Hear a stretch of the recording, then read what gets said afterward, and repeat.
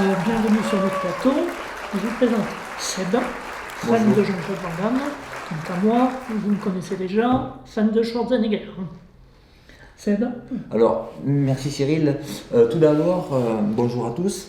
Je prends la parole pour te remercier Cyril de cette invitation sur le plateau de Ciné Passion 34 et me laisser la réplique de discuter de mon idole de toujours, Jean-Claude Van Damme.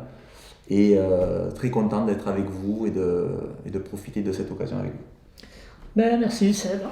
Alors, cette émission, qu'est-ce que c'est? En fait, on va essayer de comparer la carrière d'Arnold Schwarzenegger à la carrière de Jean-Claude Van Damme, qui ont tous deux des carrières bien distinctes, mais qui ont tous deux aussi un point commun, le film d'action, surtout dans les années 80.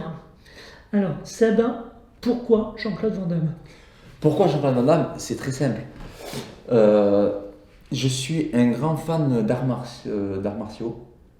Je pratique un art martial qui est le karaté, sur les traces de mon père, qui était un champion régional de karaté. Et donc, je suis né en 1982. Et à partir de là, dès que Jean-Claude Van Damme a commencé à faire des films, donc du coup d'action, de karaté, je me suis pris deux passions par rapport à mon sport et la pratique de Jean-Claude Van Damme et sa filmographie qui m'ont laissé aller au fil du temps dans un pur régal et pur bonheur de ces films. D'accord. Cyril, je te retourne l'information. Pourquoi Arnold Schwarzenegger alors que tu aurais pu choisir Chuck Norris ou d'autres personnes? Pourquoi Schwarzy? Alors, en fait, bonne question. C'est très simple. C'est que, en fait, Schwarzy, c'était tout l'inverse de moi. Musclé, moi j'étais maigrichon. Et puis c'est surtout qu'il se sortait toujours de n'importe quelle situation.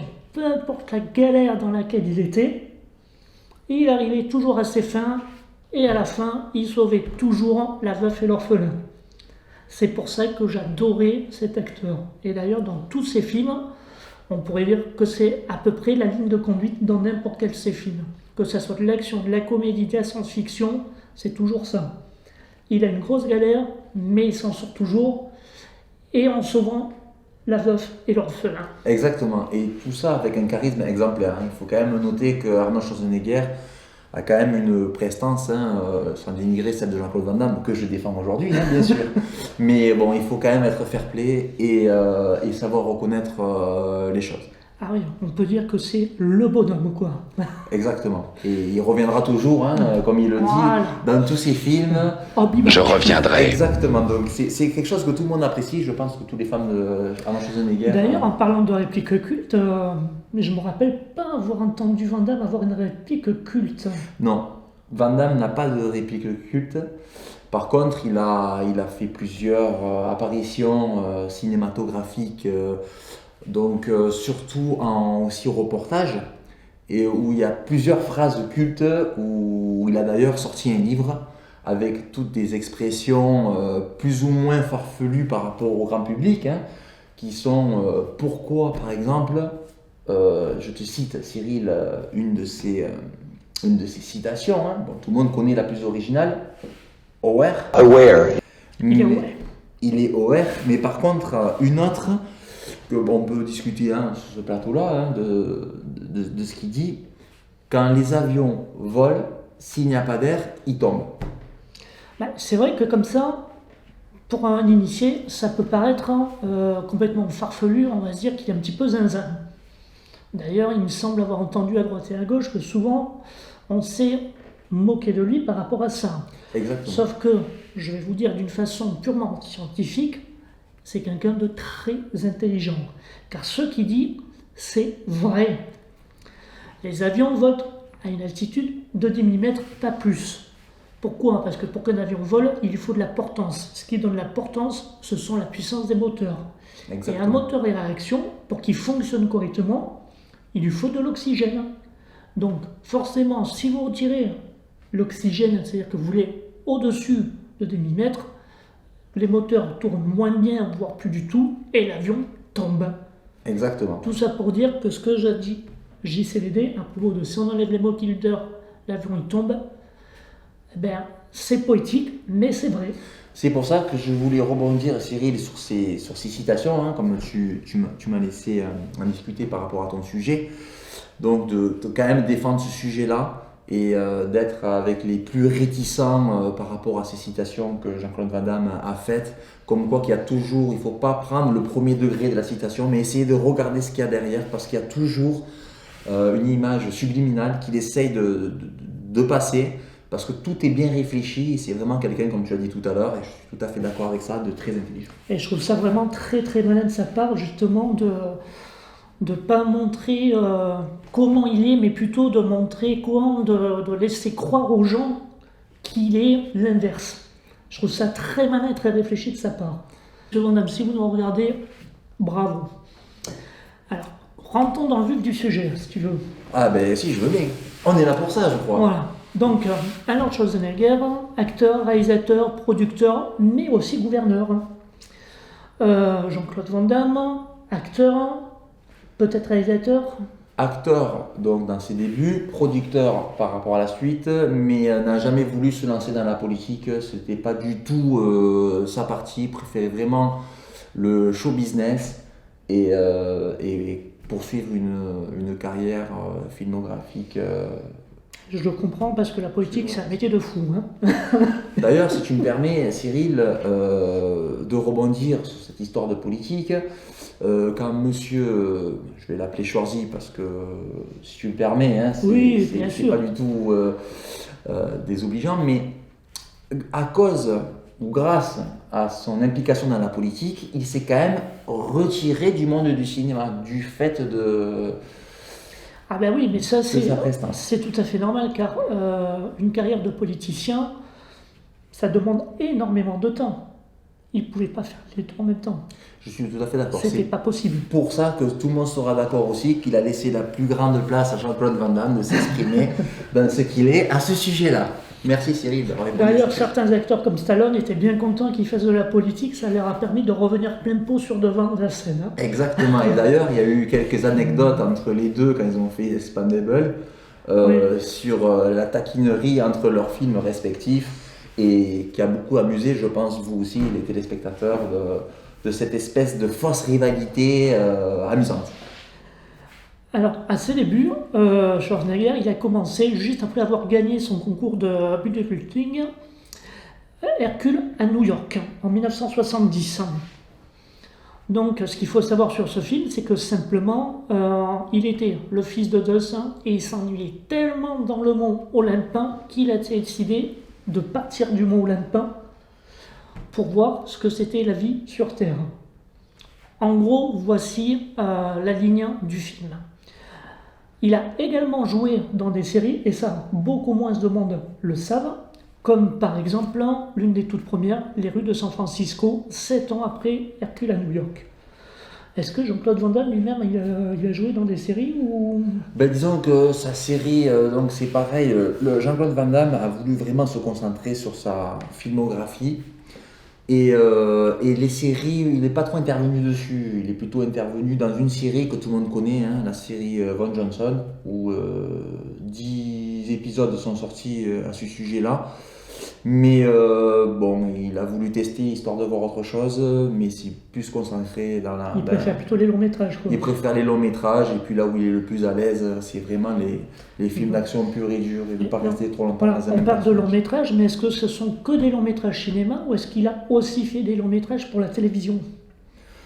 Alors, non, principalement sa carrière, c'est quand même les longs métrages de cinéma. Ouais. D'accord. C'est quoi son premier film, le tout premier qu'il ait fait? Alors, le tout premier qu'il ait fait, c'est après avoir fait plusieurs boulots, donc parce qu'il voulait aller décrocher aux États-Unis le rêve américain, mais s'est vite rendu compte que c'était un peu compliqué d'y accéder. Donc, il a fait livreur de pizza, conducteur de limousine, videur de boîte de nuit, ce qui lui a permis de rencontrer Chuck Norris et Lou Ferrigno en 1982. Donc du coup, grâce à eux, donc son premier film qu'il a effectué, je ne sais pas si beaucoup de gens le connaissent, il fait une apparition à Monaco Forever, où il joue le rôle d'un homosexuel karatéka. Jamais entendu parler de ce film. Il faut le regarder. Après, c'est pour tous les fans de Jean-Claude Van Damme, il fait une apparition et je pense que Donc c'est vraiment son tout premier rôle. C'est vraiment son tout premier rôle, sa première apparition. Et son premier rôle en tête d'affiche, c'est dans quel film? Son premier rôle en tête d'affiche, Cyril, que tout le monde connaît maintenant, c'est en 1985, le rôle de Karate Tiger, où il joue le rôle d'un méchant russe, mais qui tient le rôle aussi principal du méchant, où là vraiment, on voit Jean-Claude Van Damme arriver en force dans le monde du cinéma, mais c'est ses débuts à ce niveau-là. D'ailleurs, je crois que c'est dans ce film qu'il a changé de nom et qu'il a pris son nom sous lequel on le connaît actuellement. Exactement. De Jean-Claude Van Riemerg, son nom de naissance, est passé au nom de scène Jean-Claude Van Damme. Alors, ils ont quand même un point commun tous les deux, c'est le sport. Tous les deux ont débuté dans le sport et sont arrivés au métier d'acteur grâce au sport. Oui. Schwarzenegger, qui est né en Autriche, a commencé avec le bodybuilding. Savez-vous par exemple que en Autriche, dans les années 50, jusqu'à 60 il me semble, il était interdit de faire du sport sans autorisation parentale. Schwarzenegger, qui avait commencé à faire du bodybuilding, son père ne voulait pas, il trouvait que c'était du temps perdu.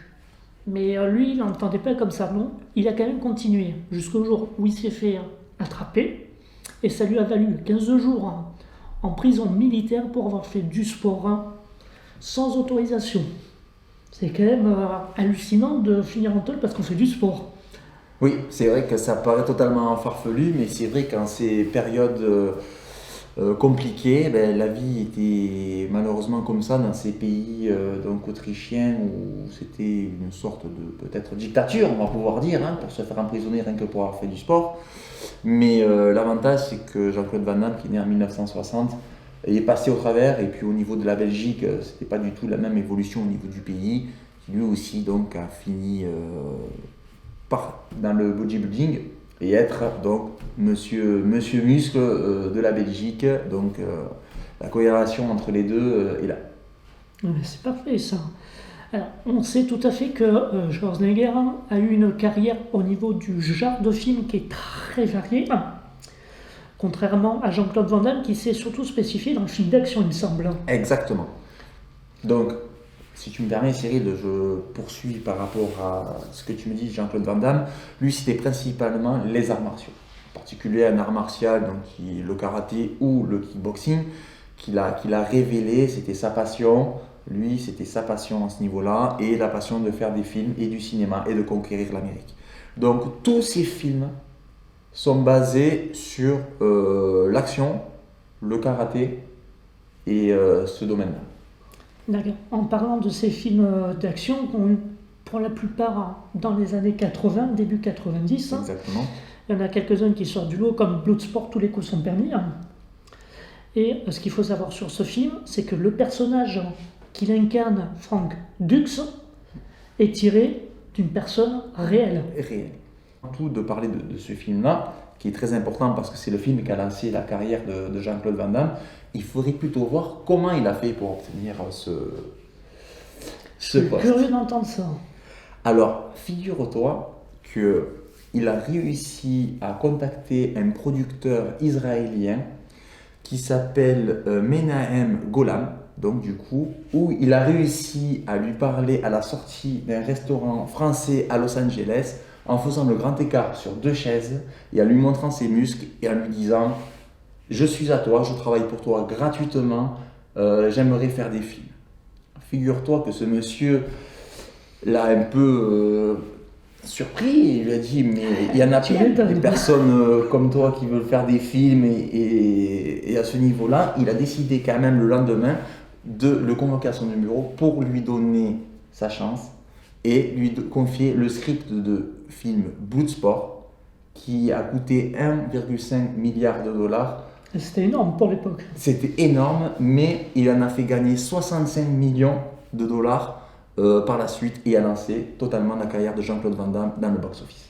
il a eu un culot monstre, mais ça a payé, surtout qu'à l'époque, des grands baraquets qui voulaient tourner, il y en avait beaucoup. On se rappelle Stallone, Schwarzenegger, les films Action Jackson, avec l'acteur aussi qui était baraqué, d'ailleurs qui joue également avec Schwarzenegger dans Predator. Exactement. C'est pas ce qui manquait d'ailleurs, c'était presque un stéréotype, parce que dans les films d'action, si on n'était pas baraqué, on n'y était pas. Tout à fait d'accord, Cyril.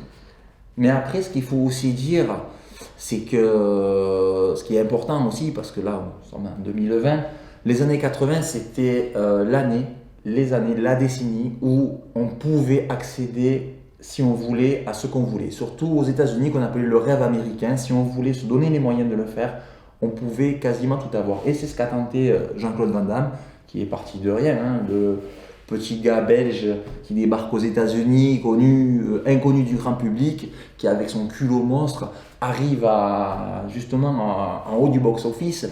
C'est vraiment cette image-là, moi, que je voudrais saluer de la personne, et ce qui m'a donné aussi envie d'être fan de lui, de ses films, de sa carrière, de tout ce qu'il a fait. Et je pense que c'est un grand monsieur. Alors, revenons à leur carrière respective maintenant. Concernant les filmographies, tout le monde connaît Schwarzenegger pour ses films d'action. Mais est-ce que vous saviez qu'il avait aussi joué dans des westerns comme Cactus Jack? Conan le Destructeur, petite anecdote, tu vas voir, qui est vraiment marrante, c'est que quand il a commencé à tourner ce film, il se rendait compte qu'il y avait un gros problème.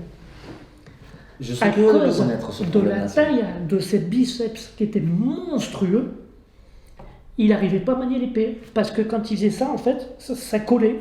Et du coup, il a dû perdre du poids parce qu'à cause de la taille de ses biceps, il ne pouvait pas manier l'épée. C'est vrai qu'il a une grosse musculature. C'est quand même incroyable d'en arriver à ce point-là.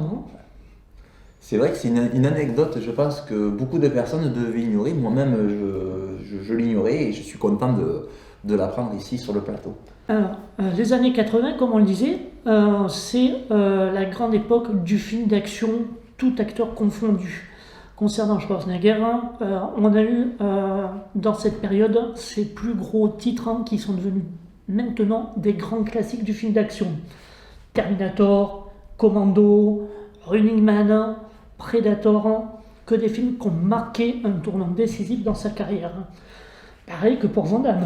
Exactement. C'est des films, je pense, qui ont touché le grand public, mais qui ont aussi conquis énormément de personnes qui n'étaient pas forcément dans le sujet de l'action ou quelque chose comme ça, mais c'est vraiment des classiques qui ont fait que ces deux personnalités-là ont eu la gloire, parce que quand on parle de Jean-Claude Van Damme, par exemple, avec Bloodsport, dont je parlais tout à l'heure, ou Kickboxer, Full Contact, ça c'est vraiment des films mythes. Voilà, parce que quand on parle de Jean-Claude Van Damme, on pense à Bloodsport, Full Contact, on pense à ces films-là. C'est lui. Exactement.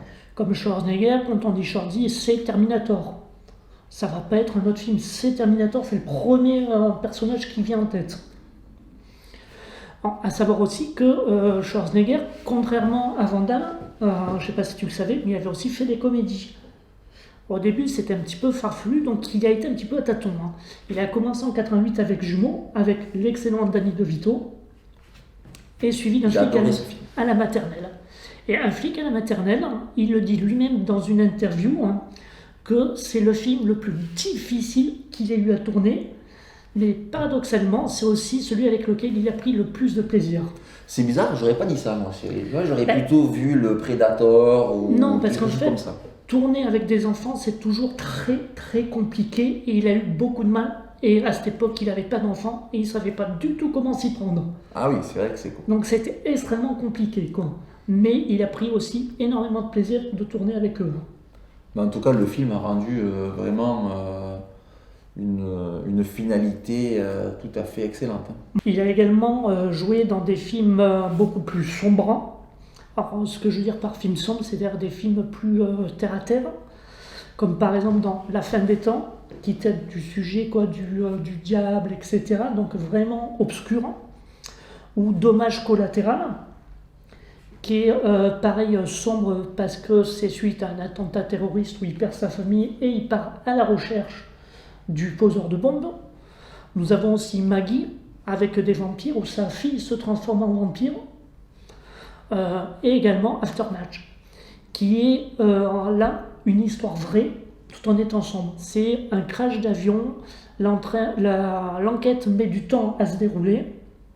Comme il n'a pas d'infos, il se met à enquêter de son côté. Je l'ai vu il n'y a pas longtemps d'ailleurs ce film et je trouve qu'il a un charisme quand même exemplaire, Voilà. un rôle de père de famille qui perd ses enfants. C'est tiré d'une histoire vraie, c'est ça qui est très compliqué d'arriver à plus intéressant. représenter cette scène. Et oui, c'est vrai que ce film, Il me semble pas que Van Damme il ait fait ce type de film, il s'est vraiment concentré sur les films d'action, c'est ça. c'est concentré sur des films d'action. Alors après, là, on parle de films sombres, mais c'est des films qui sont vraiment très très sombres. Van Damme, c'était des films d'action. Après, quand on parle un peu de films un peu plus sombres de ce qu'il a fait, c'est plutôt, par exemple, là, je parle du film de Lucas qu'il a fait dernièrement, où il incarne le rôle d'un père de famille, donc un peu désœuvré, avec Un sa ancien fille. boxeur, il me semble, dans le Un film. ancien boxeur qui, bon, le problème en essayant de faire son métier de videur de boîte de nuit, tue sans faire exprès un homme qui heurte une marche et donc se retrouve confronté à divers problèmes au niveau de trafic, de la mafia, tout en essayant d'éduquer sa fille, donc il n'a pas forcément beaucoup de moyens. Et c'est vraiment une histoire, on va dire, un peu glauque. Mais on peut dire que ça fait partie des films les plus sombres que Jean-Claude Van Damme ait pu faire durant sa carrière. Ce qui n'en reste pas un bon film. Exactement. Pour moi, je le trouvais très très très bien. Alors, quels sont tes films préférés de Jean-Claude Van Damme? Le film qu'il faut voir dans sa vidéothèque. Alors, moi, le problème, c'est qu'il faut en avoir plusieurs. Donc, il faut en avoir tous. Donc, alors, Van Damme, il faut savoir, il a fait 62 films, donc après, c'est un peu compliqué de trouver... 3, 4, même 5, juste 5. Alors, s'il faut en choisir, donc moi, les films qui m'ont vraiment captivé, et puis c'est des films que j'ai eu la chance de voir au cinéma, c'est Bloodsport, Kickboxer, Full Contact, et je pense que je mériterai Karate Tiger, un de ses premiers films qui l'ont lancé, qui ont fait quand même connaître Jean-Claude Van Damme et dire voilà, il passe à la télé, je veux absolument aller le voir. C'est marrant parce que j'aurais pris exactement les mêmes films, à l'exception de Karate Tiger, où j'aurais plutôt pris, alors je ne me rappelle pas le titre, mais tu vas sans doute pouvoir m'aider. C'est dans le film, il doit faire un tournoi, et la récompense, c'est un dragon en or. Et comme tu le dis, Cyril, le titre, c'est Le Grand Tournoi. Ben voilà. Bien évidemment. Ben, moi, j'aurais pris celui-ci à la place, mais pour les autres, c'est les mêmes. Bon, Comme mais ça quoi- fait plaisir. Comme quoi que, à défaut d'avoir des points communs comme Arnold Schwarzenegger et Jean-Claude Van Damme, on en a aussi tous les deux. Voilà. Peut-être qu'un jour, on fera aussi notre biographie auprès des spectateurs de notre carrière. Moi, mes films préférés présentateur. chez Sordi, c'est Terminator 2, parce que pour moi, c'est dans la saga Terminator, c'est celui-là qui est le meilleur. Terminator 2. D'ailleurs, je pense que tous les fans de Schwarzy ou de Terminator diront que le 2 c'est le meilleur. Moi, je suis d'accord avec toi sur ce sujet-là. Après, il y a Last Action Hero. Pour moi, il faut l'avoir, quoi. C'est le film d'action avec AC/DC en bande son, c'est carrément excellent. Des explosions de partout, ça tire dans tous les coins. C'est du pure action. Voilà, on ne peut pas rêver mieux. Alors après, il y a aussi True Lie, que j'adore et que je ne me lasse pas de regarder. D'ailleurs, est-ce que tu savais que True Lie, c'était un remake d'un film français?